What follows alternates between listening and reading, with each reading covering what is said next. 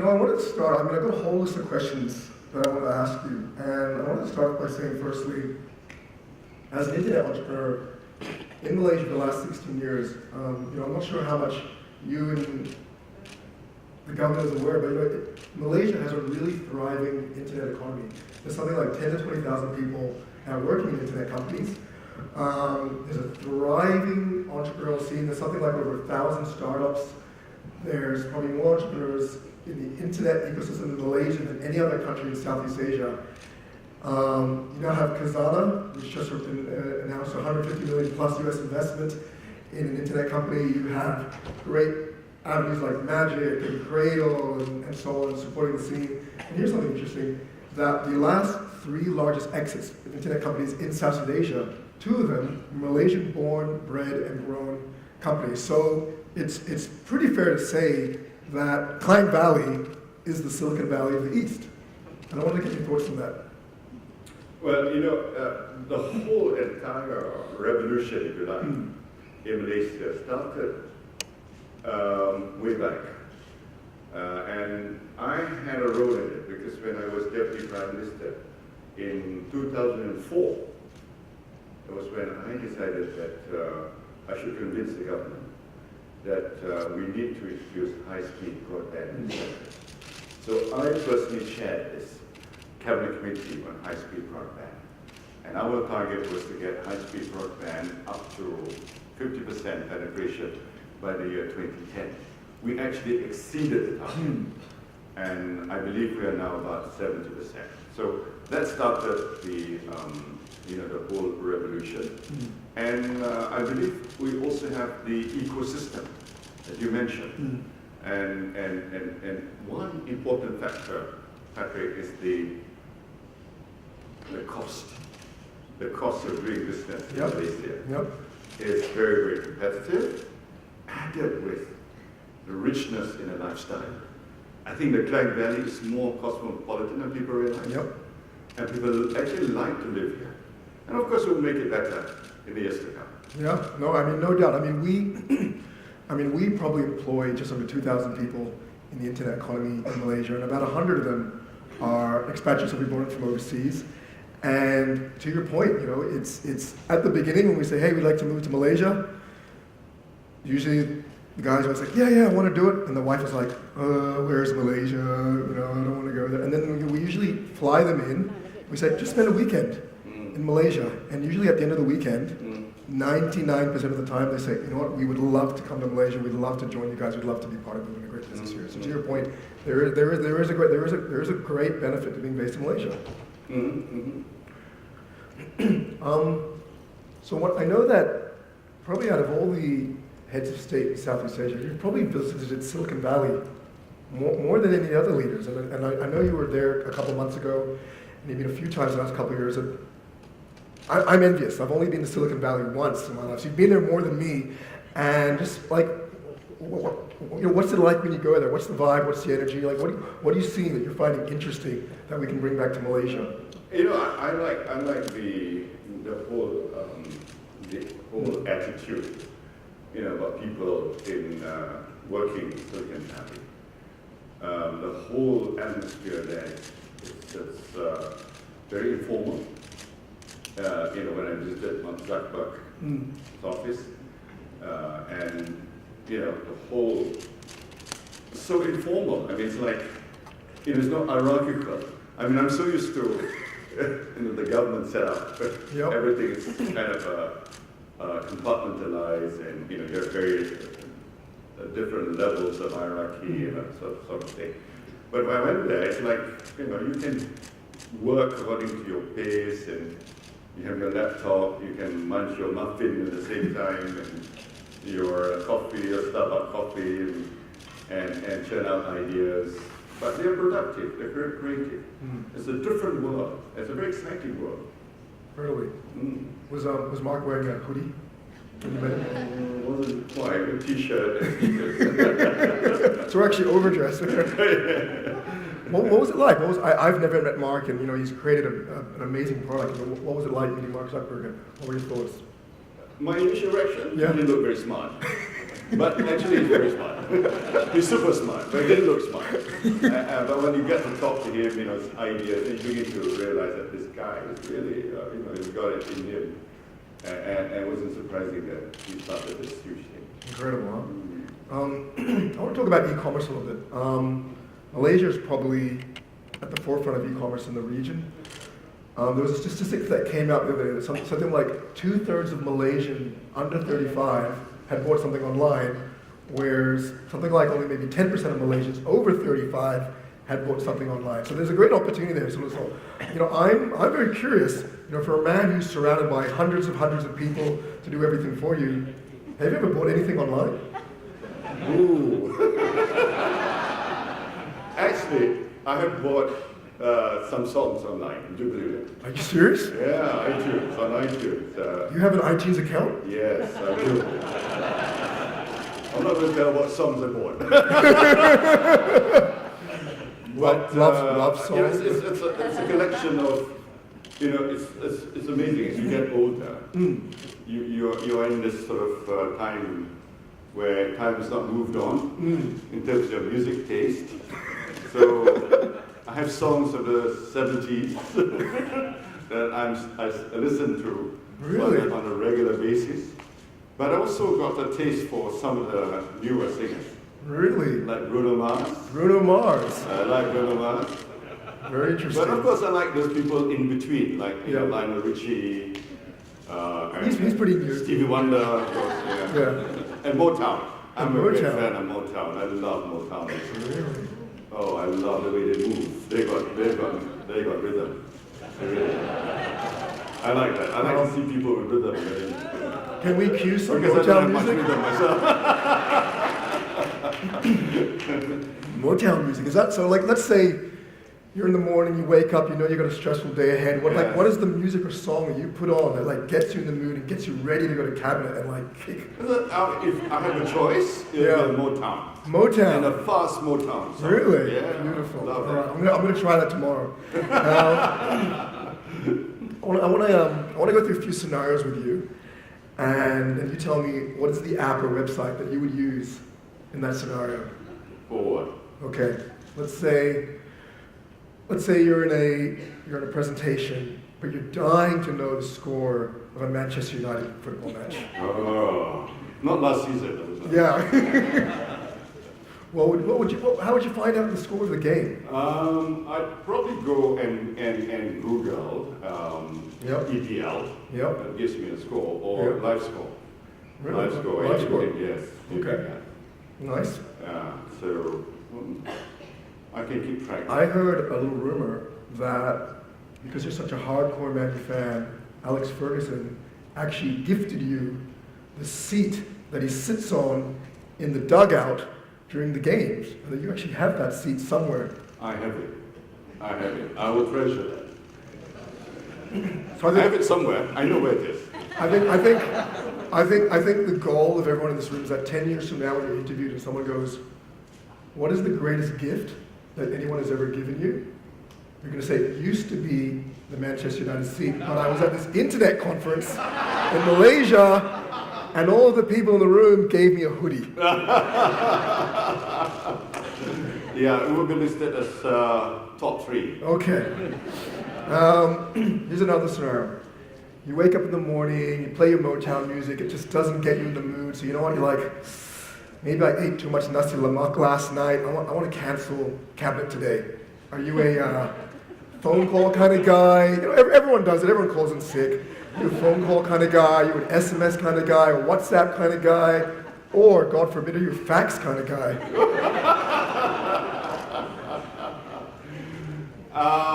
I think I'd probably use the most, practical way, which is to call my chief of staff. How he does it is his business. That's the quickest way for him to summon ministers or cancel cabinet meetings or whatever it is. I need that app. One point man. Chief of staff. Yeah. Chief of staff. I need one of those. I need that and Motown music. Let's assume that you're in a meeting. I mean, I know you're never in boring meetings, so let's hypothetically assume that you're in a boring meeting. And when sometimes people are or messaging or emails, we're actually playing a game. Yeah. What game would you be playing in a hypothetical board meeting? I'm into Hangman. I like to test myself.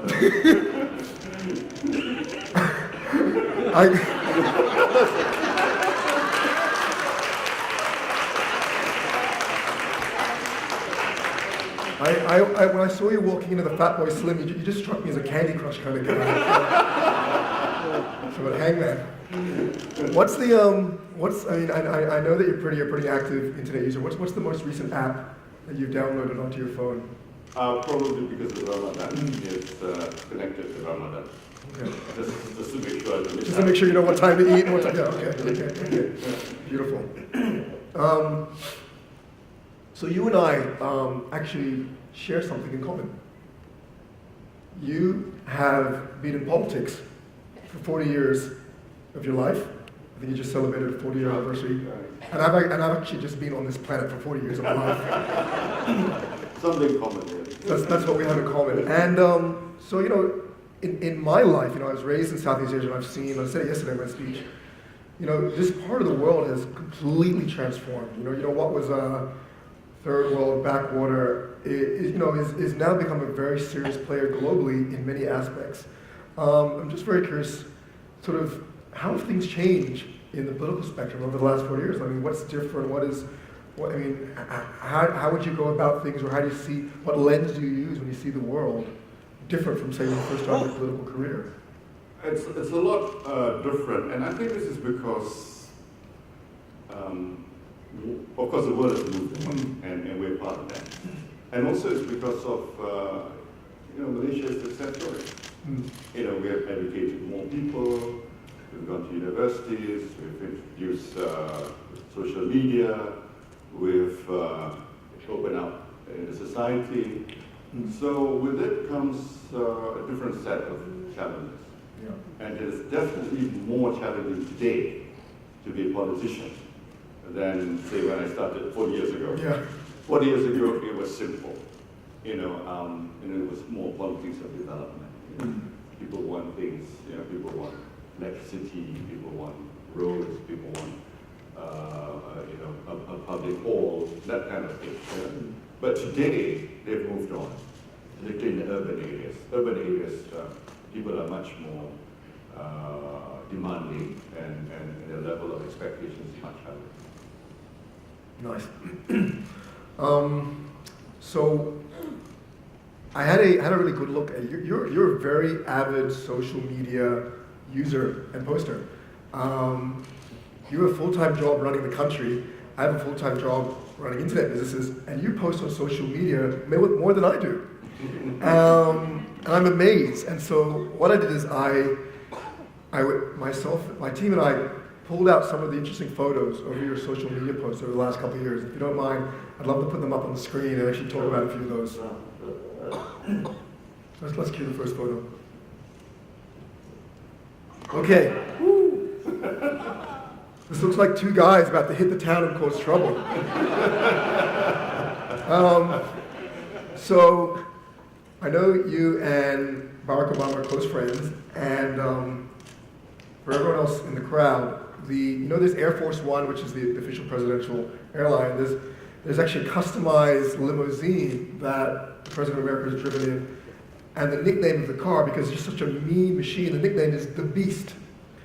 And I read the other day that outside of his wife, there's only two people that Obama has ever taken for a drive in the Beast. It's you and Jerry Seinfeld.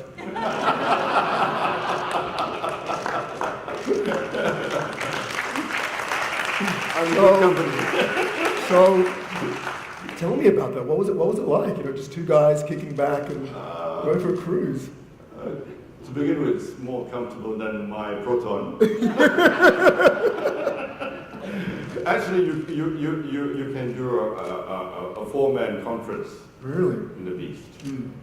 So you get 200 people sitting across you, and you can actually have an active discussion in the Beast. And you feel so secure because you know it's bulletproof and probably against high explosives as well, up to a certain level. And probably you can move the Seventh Fleet from the Beast, if you like. But of course, I didn't see the whole, the comms communication system. I'm sure it's full of those stuff, high-tech stuff. Beautiful. But a very, very lovely car. I wish I had one. I was going to say, you could have any car in the country. I'm sure you could have a Beast in Malaysia.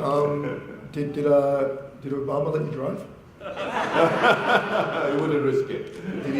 Did he let you put on your Motown music? No. We didn't talk about social stuff. That's why we decided we should meet up in Hawaii for a round of golf. Oh, beautiful. Was it Beast? No Beast allowed. Beautiful. Let's cue the next photo.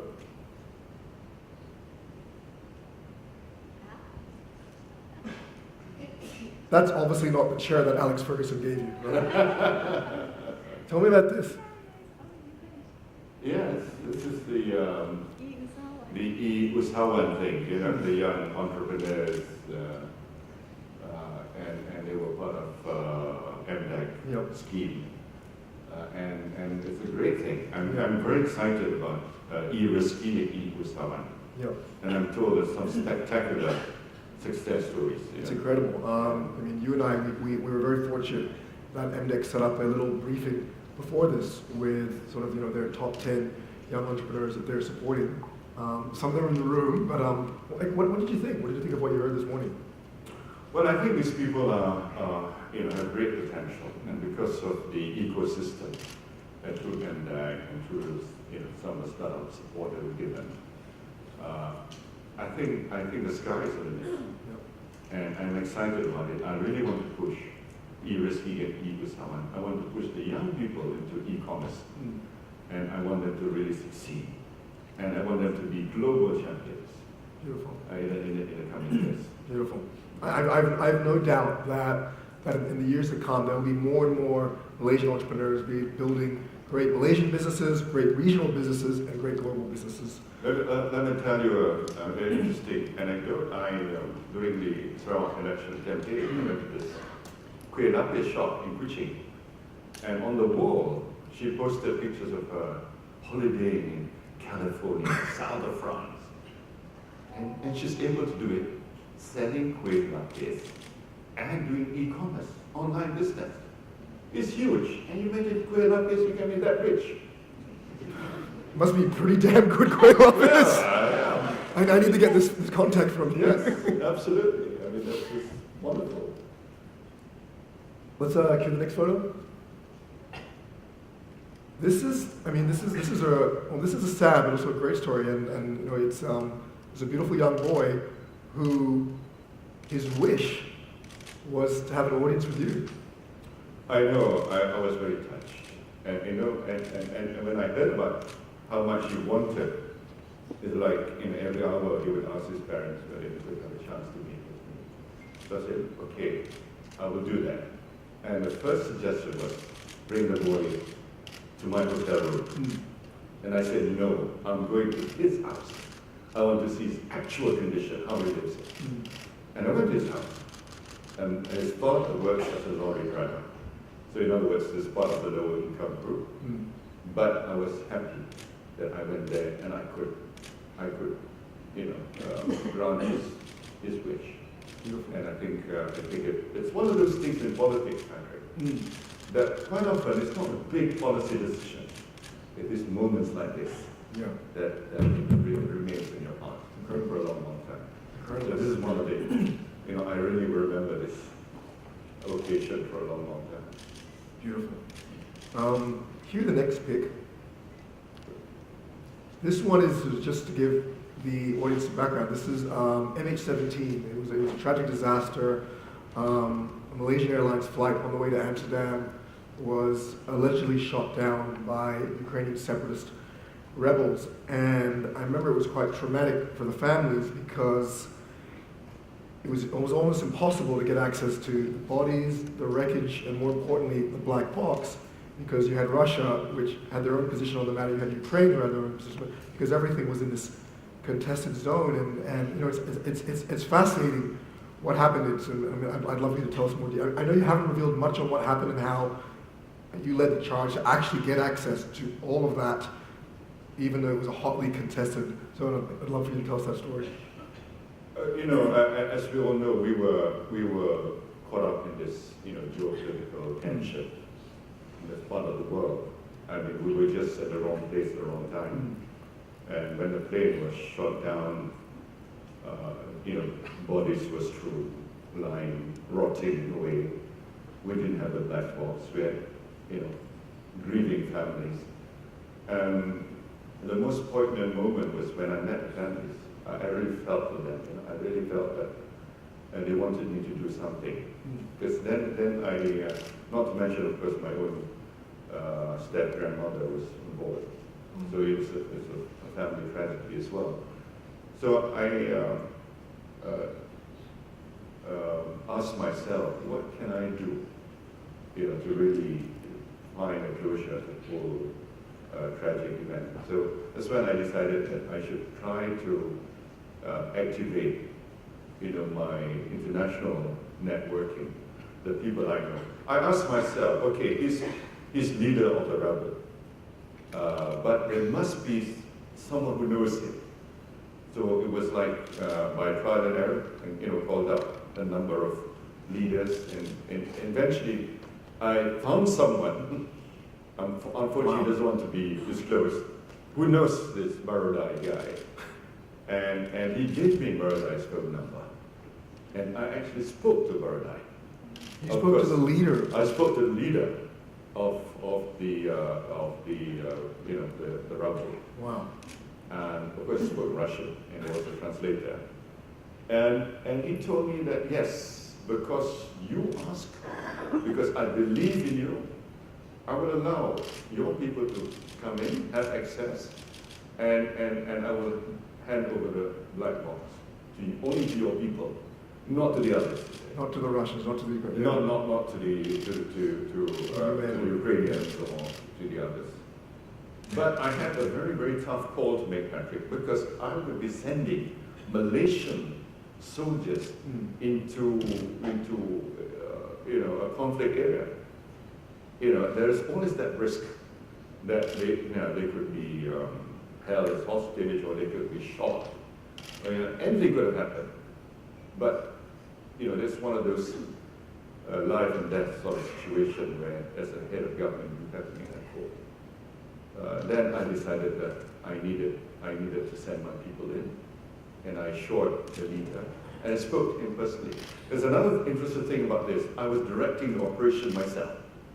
I didn't go through the chain of command. I didn't go to the chief of armed forces or the security council. I was speaking to the head of the team, a lieutenant colonel, luckily. And I sent him in with a small team of half a dozen people. He was hesitant to begin with for obvious reasons, because they were big burly guys with Kalashnikov rifles and machine guns, and they were at every checkpoint. How confident was he, to go through safely? So I had to make that call, Patrick, and it was one of those that was very difficult, and I didn't sleep the whole night because the operation was conducted at 3, 4 in the morning during fasting month as well. So that's something that was very, very difficult and very challenging for me. That's incredible, and I'm sure everyone's glad you did that. One day, when iFlix starts making original productions, we'd love to talk to you about making a story about that. So,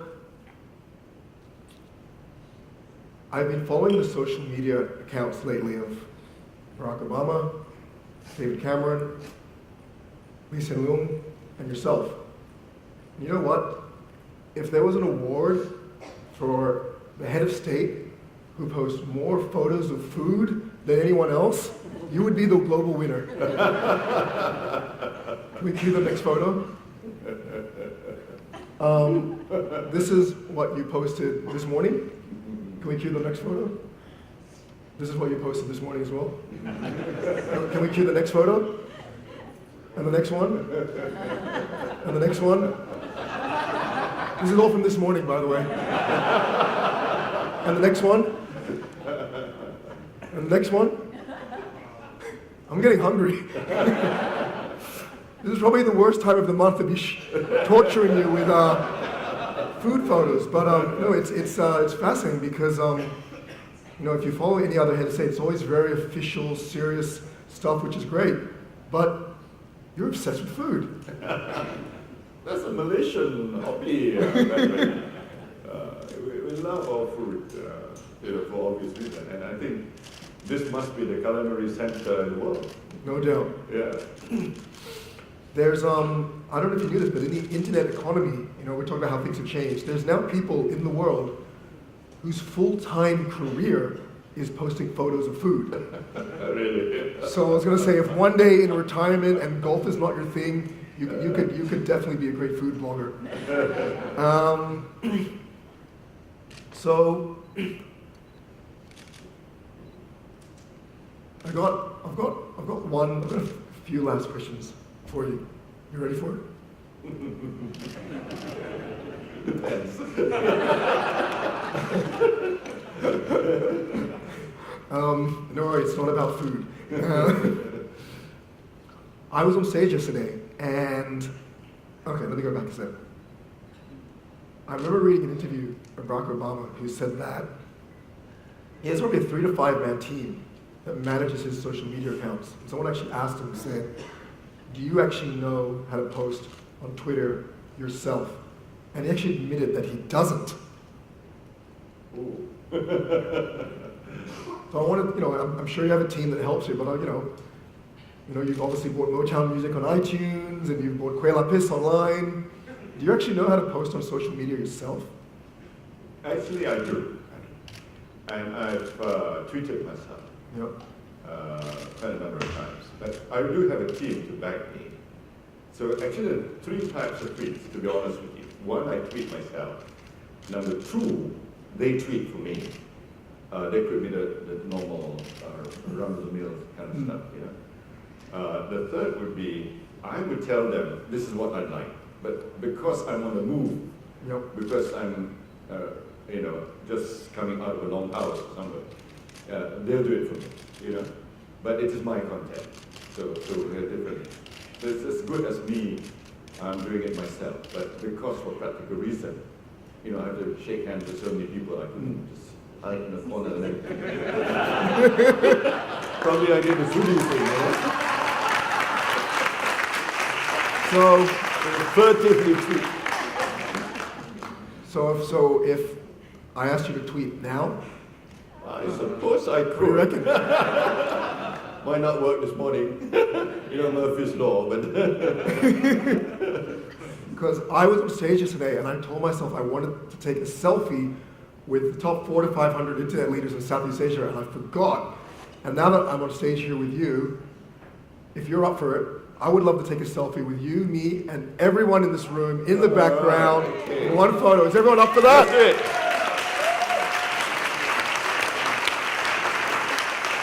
All right, let's do it.